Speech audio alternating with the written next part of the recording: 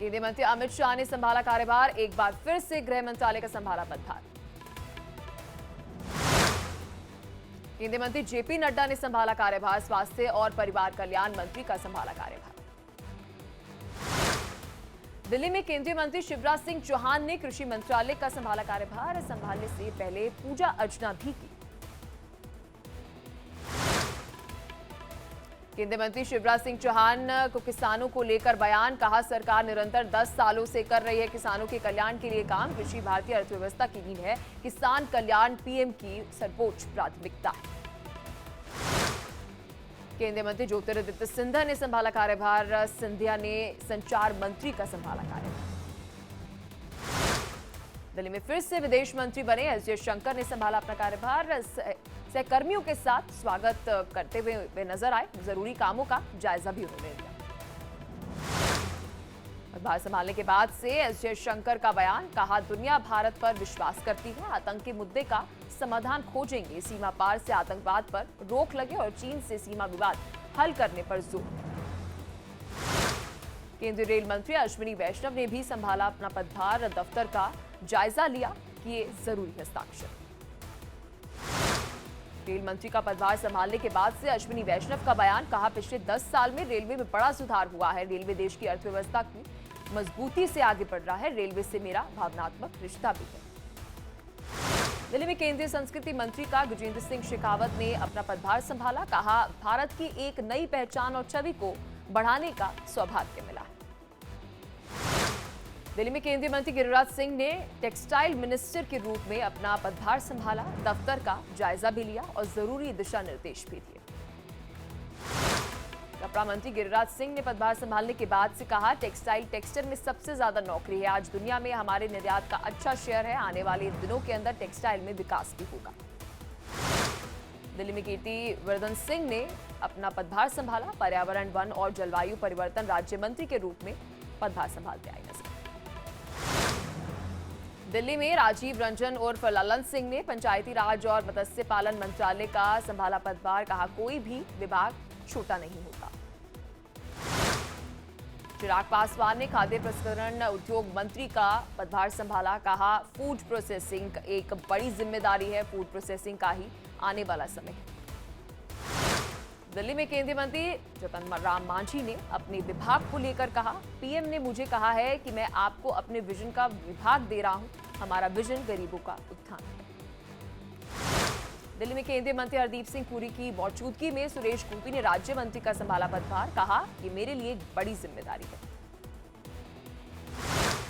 दिल्ली में किरण रिजिजू ने संसदीय कार्य मंत्री का संभाला पदभार, प्रहलाद जोशी और अर्जुन राम मेघवाल भी रहे मौजूद। केंद्रीय मंत्री किरण रिजिजू का बयान, कहा हर राजनीतिक दल का मकसद एक ही है, देश की सेवा, संसद चलाने में होना चाहिए सबका योगदान, संसद में देश की भविष्य की होती है चर्चा। यूपी कैबिनेट में 41 प्रस्तावों को दी गई मंजूरी, कुल 42 प्रस्तावों में से 41 प्रस्तावों को मंजूरी मिली है। ट्रांसफर पॉलिसी के तहत अब किए जा सकेंगे तबादले। योगी कैबिनेट में कई यूनिवर्सिटी से प्रस्ताव को मिली है मंजूरी, बरेली में फ्यूचर यूनिवर्सिटी, गाजियाबाद में HRIT यूनिवर्सिटी को मंजूरी मिल गई। यूपी में घरेलू बिजली 44% और उद्योगों के लिए 50 से 100% महंगा हो सकता है कनेक्शन। यूपी पावर कॉर्पोरेशन ने दाखिल किया है नया प्रस्ताव, राज्य उपभोक्ता परिषद ने विरोध किया है।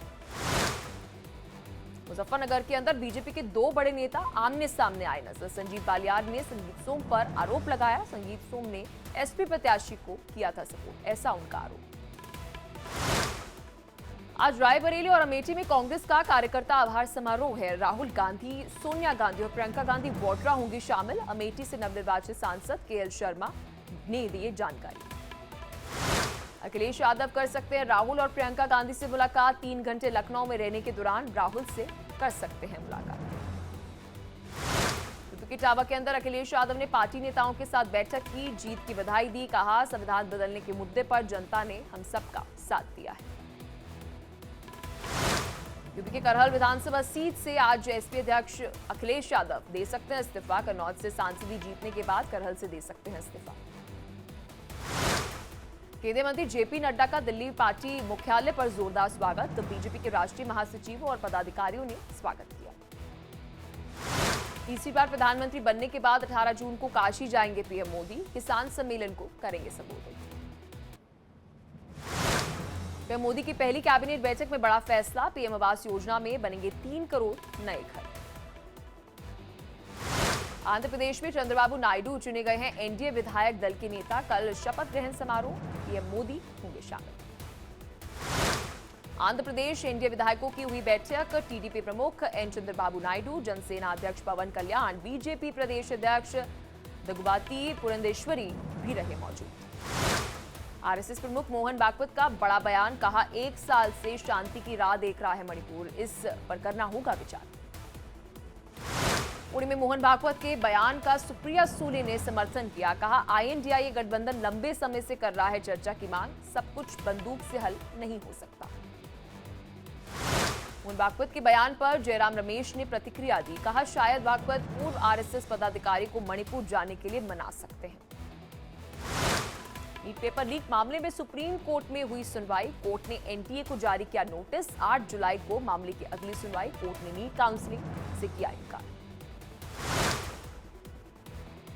सुप्रीम कोर्ट में सुनवाई के बाद से नीट रिजल्ट विवाद पर बोले फिजिक्स वाला के अलख पांडे। कहा कि सुप्रीम कोर्ट को नीट एग्जाम की पवित्रता प्रभावित हुई है। नीट रिजल्ट के खिलाफ आयुषी पटेल ने फटी ओएमआर शीट पर उठाया सवाल। परीक्षा में धांधली का भी आरोप लगा दिया। पीएम मोदी ने पूर्व पीएम एचडी देवेगौड़ा और मनमोहन सिंह से फोन पर बातचीत की। नई सरकार के विचार और सुझाव साझा किए। नेपाल, मालदीव, मॉरिशस के शीर्ष नेताओं के राष्ट्रपति मुर्मू से मुलाकात की। विकास के संबंधित मुद्दों पर मंथन हुआ। ओडिशा की पहली मुस्लिम महिला विधायक चुने जाने पर सोफिया फिरदौस ने कहा, लोगों ने अपनी बेटी पर भरोसा किया है, मुझे वोट दिया, मैं कटक को बनाऊंगी बेहतर। जिले में बीजेपी महिला मोर्चा का प्रदर्शन। आप सरकार के महिलाओं को 1000 रुपए महीना वाले मांग को लेकर प्रदर्शन किया। मंत्री आतिशी के घर के बाहर जोरदार प्रदर्शन किया। आरजेडी अध्यक्ष लालू यादव का जन्मदिन आज। परिवार के साथ मनाया अपना बर्थडे। पटना में 77वें जन्मदिन के मौके पर लालू यादव ने समर्थकों के साथ जन्मदिन पर काटा केक। कार्यकर्ताओं ने दी जन्मदिन की बधाई। राजस्थान के दौसा में सचिन पायलट का बीजेपी पर हमला। कहा, चुनाव नतीजों के बाद से संदेश गया कि दमन, प्रतिशोध, आक्रमण और भेदभाव की नहीं चलेगी राजनीति। बीजेपी के 60 से 70 सांसद कब। पटना में आरजेडी नेता तेजस्वी यादव की बीजेपी पर हमला। कहा, नरेंद्र मोदी प्रधानमंत्री के रूप में बेहद कमजोर, जनता ने बीजेपी को नकार दिया। नई सरकार को लेकर बोले तेजस्वी यादव, भले ही नरेंद्र मोदी ने तीसरी बार शपथ ली हो, लेकिन इस बार विपक्ष भी बहुत मजबूत है। इस बार निर्णायक भूमिका बिहार निभाएगा। तेजस्वी ने कहा कि इस बार पीएम इधर उधर की बातें कर बच नहीं सकते। पूरे देश में जाति आधारित होनी चाहिए जनगणना। आरक्षण को लेकर नायब सैनी का कांग्रेस पर हमला। कहा, यह दुर्भाग्यपूर्ण है कि एससी एसटी के अधिकार का आरक्षण धर्म के आधार पर दिया गया। जनता ने कांग्रेस का असली चेहरा देखा। ये पार्टी देश से खत्म हो जाए। यूपी में पेपर लीक मामले को लेकर बोले कांग्रेस प्रदेश अध्यक्ष अजय राय, 19 भर्तियां हुई है लीक, उन्हें फिर से करवाए, लेकिन उन्हें गुजरात के हाथों में मत दो। जो पहले व्यवस्था थी उसके तहत ही काम करवाया जाए।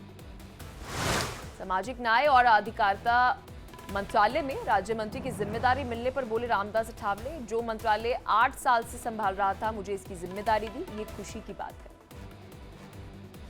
विजेंद्र सिंह शेखावत को संस्कृति और पर्यटन मंत्रालय मिलने पर कार्यकर्ताओं में खुशी। सभी ने मंत्री को मिठाई खिलाकर जश्न मनाया। कृषि और किसान कल्याण मंत्रालय में राज्य मंत्री का पद मिलने पर बोले भागीरथ चौधरी, देश के अन्नदाता किसानों को हम समझाएंगे, उनके भले के लिए जो भी काम होगा वो करेंगे। मोदी कैबिनेट में विभाग बंटवारे को लेकर आप नेता संजय सिंह का तंज। एनडीए के घटक दलों के हिस्से में आया सिर्फ झुंझुना। मंत्रालय बहुत बड़ी बेइज्जती है।